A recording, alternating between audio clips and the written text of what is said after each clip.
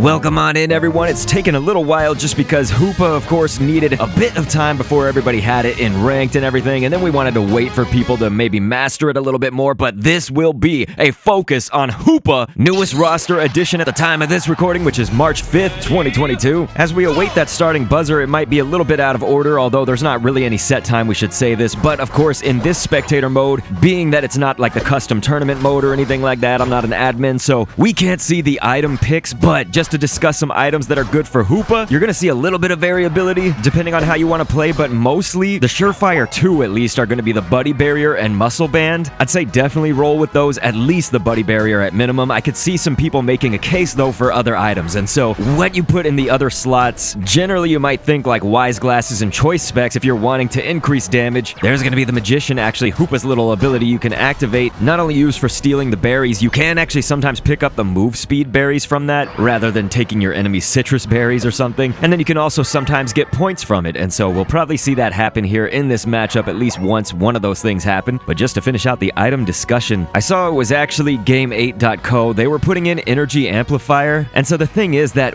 in its current state, Hoopa's Unite move, the Rings Unbound, is so damn powerful. I really don't think you even need that energy amplifier for that, because that's going to increase your damage for a short time, but again, these moves, everything is so cracked already with Hoopa in Rings Unbound, and so I really don't think you need that. I think you could use the other item slot for something a lot more advantageous, ladies and gentlemen. So here's the thing, maybe many of you guys know this, but just in case you don't, as we see our Hoopa, our focus right now, in a little bit of trouble getting slow smoked right here, but that's okay. They are going to make it out of this fine, and then the magician right there. Wonderful time to use it. Hoopa has a lot of abilities at its disposal for situations just like that, where you're like, holy crap, I'm in trouble, because you can also hyperspace hole to get out of there. So I'm specifically wanting a Hoopa that's using hyperspace hole, which we have right here. There it was, just once again, sort of a throwaway one right there. But the train of thought that I'm on essentially is that you're going to play Hoopa differently depending on if you're in solo queue usually, as opposed to communicating with your 5-stack team, anything like that, communicating with allies basically. This is going to be just an absolutely amazing Pokemon support-wise if you can communicate really well, and then your team really has to learn it, I think, because Hoopa, I said this before in a commentary that you guys should definitely check out if you want to see some more Hoopa. Look at this, very nice, coming in to support that top path just like this. We're going to talk about hyperspace hole being used on your own goal, of course, and that was the advantage to using it there, we just saw. But like I say, Hoopa to me is unlike any other roster addition in this game so far, because I feel that everybody on your team, if you're in that like 5-stack, if you're in a team that plays together a lot and you're going to fold Hoopa into that, I feel that everyone should know how to play it, at least know the ins and outs of Hoopa, and if you're going to be playing against it, of course, everybody learn the Hoopa, okay? So I think generally, and there's going to be a little bit of variability on maybe Phantom Force as opposed to Shadow Ball. Oftentimes I've heard a consensus where people are saying Shadow Ball and Trick if you're in solo queue, but if you're with your team and everything, Phantom Force, Hyperspace Hole, again, you could go Shadow Ball, Hyperspace Hole, but I really do think that Shadow Ball, it could work good with Trick, of course, and so honestly, that magician ability to take the berries and everything, just kind of use that whenever it's available, really, but especially if you're trying to save it during those times. There's the magician actually right now to get points, as opposed to, you know, that was the Eos energy balls right there. This team gonna burst down that Dreadnought, very nice for purple right now, who is ahead, but also that's gonna give them just that much more oomph. So again, you know, if there's not citrus berries for you to steal from your enemies, then you'll maybe be picking up that Eos energy that's on the ground. Consistent way to get points, really. I mean, if you're at 0 like this, look at this Hoopa, could potentially just get some points easy for no work.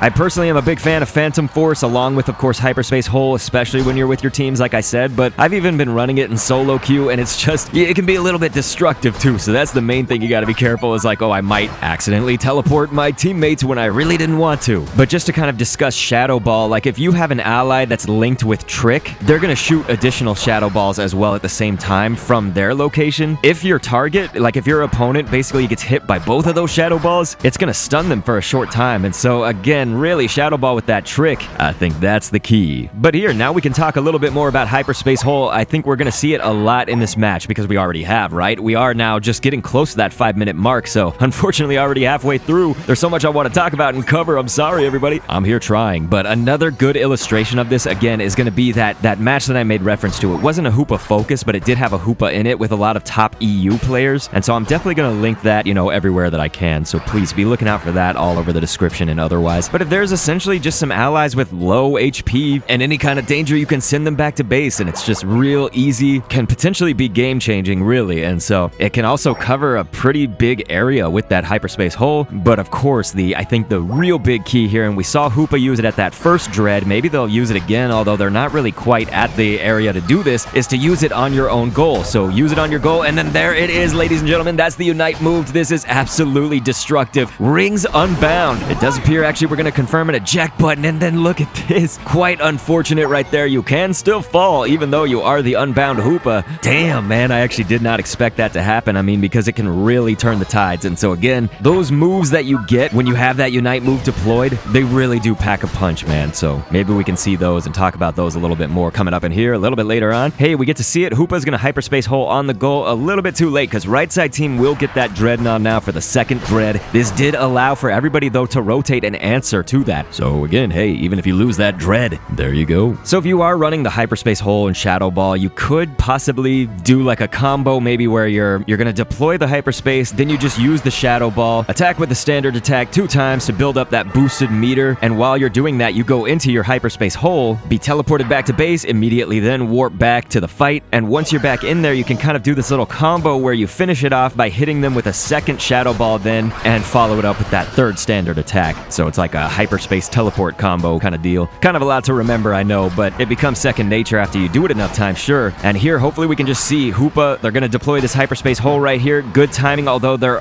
is a lot of pressure right now on this top goal, so it's good, at least that the Blissey stayed, although look at what happens. This is the danger, right? You do teleport back pretty fast, I would say, but you're noticing just the devastation that did still occur. And so really, that might have been a good illustration from Orange of how to counter Hoopa, is you do want to obviously just outnumber it in the team fights, really just burst it down. Hoopa can be a little bit squishy, you know, you can see your death kind of easy. And Hoopa being able to generate those hyperspace holes, you're wanting to really be strategic with those. And so obviously if someone's just in your face from the other team, it's just going to make it that much more difficult and put a lot more pressure on you to do something that's really strategic like that, pull off the hyperspace as you need it. So definitely, if you're going up against a Hoopa, might be good just to really target that down and focus in on it. Obviously not at the expense of your own life doing something foolish, you know, like overextending to try to chase it. But hey, that really is something to think about. And so right now, this purple team in the lead here. We are in that late game, gonna be heading to final stretch very soon. And if not obvious, we do have one final Dreadnought in the mix right now. So it looks like the teams mostly are gonna be going for that, although Orange seems to be mounting the offensive actually to score instead of where Purple has sent everybody basically. So that goal on the top will be undefended right now. Orange Lucario gonna dunk in that 31 right here. So it looks like left side team, they are gonna go ahead and get that Dreadnought. And just like that, Hoopa, very nice, because really at the end of that Dreadnought fight, maybe even just before that Dreadnought falls, that's when you can place down that hyperspace hole. Everybody just teleports, they heal up, get back in there as quick as you can. I think the tendency is that you want to teleport back to the hyperspace ring as quick as possible. And normally that's true, but you do just want to keep this in mind. I think this is a little bit more for beginners or people that are new to Hoopa. So what I'm saying is a little bit more in the Captain Obvious category, but this happened to me when I did my very first match as Hoopa, and you guys all got to see that if you watched my first impressions video. My very first match, had no practice experience or anything. I had teleported using my ring, and then I teleported right back as fast as I could, but the whole reason that I teleported was actually to escape being just way outnumbered by my opponents. And so again, resist the urge to jump back if you really were trying to escape like 3 or 4 people just all swarming you. And so here with the Zapdos, if you are using your rings unbound, which typically you are, you know, like when you're going for this Zapdos fight, that's often the time that the Unite moves fly. Remember, of course, for those who don't know, it's going to obviously transform Hoopa right here. We're going to see it happen, but it's also going to create a ring that everybody can teleport to, so every single one of your allies can warp to that ring's location just once. And this is it, folks, right there. All those little hands that you see, those arms, that's the Hyperspace Fury. Use that as often as you can once you're unbound Hoopa, because really, it's just that barrage of arms that attack. It's going to deal damage in an area of effect. It makes your opponent like have a slight stun or just inability to take action. And so it does look like, of course, this Orange team got the Zapdos kind of, it was unexpected actually. I thought that they were not going to get it, and so Hoopa right there was staring down that goal, but was waiting for everybody else, I think, to break those goals, and the timing did not work out well. You can see this. Hoopa really, that would have been perfect for the hyperspace hole and the teleport, but just like maybe half a second or a second too late right there. A lot of pressure from their Cinderace on the other team, so I'd say good on you, Orange. Definitely if you're Cinderace, you can bust that Hoopa out of there while it's trying to teleport. So maybe this is also, I think this match has been a good maybe demonstration for some of what Hoopa can do for your team, but certainly also what the other team can do going up against a Hoopa, and that to me is equally as important. Look at this cram. Nice,